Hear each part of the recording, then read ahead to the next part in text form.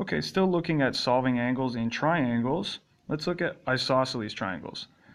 They have two congruent lines and two congruent angles. First thing you need to be sure of is where to put the two congruent angles. Now, the two congruent lines and the two congruent angles should each be on different sides of the line of symmetry. If I put my line of symmetry there, then I have my congruent lines on each side of the line of symmetry, and I can put my second congruent angle there. So 80 and 80 are the same. If I put it anywhere else, line of symmetry there, I don't have my two congruent lines, one on each side.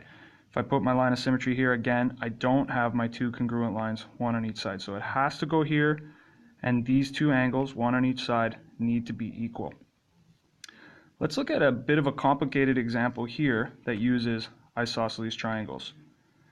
For this triangle here, I have two congruent lines, so I know it's isosceles.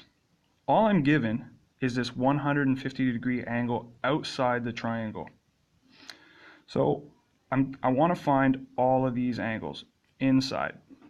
So first thing I'm going to do is use supplementary to figure this one out.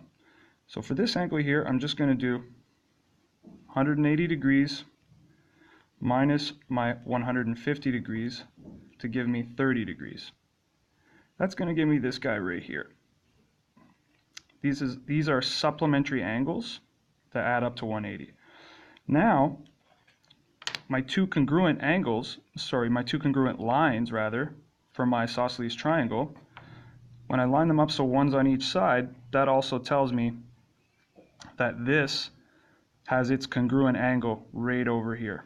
So I know that automatically, because it's an isosceles triangle, that with two congruent lines, that these angles are also congruent.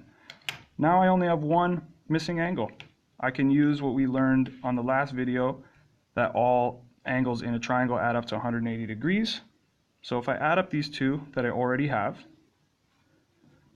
30 plus 30 equals 60 degrees.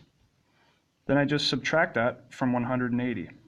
180 minus the 60 degrees we have will give us what's left, 120. So starting with just this angle outside the triangle, we were able to figure out all the angles inside a triangle.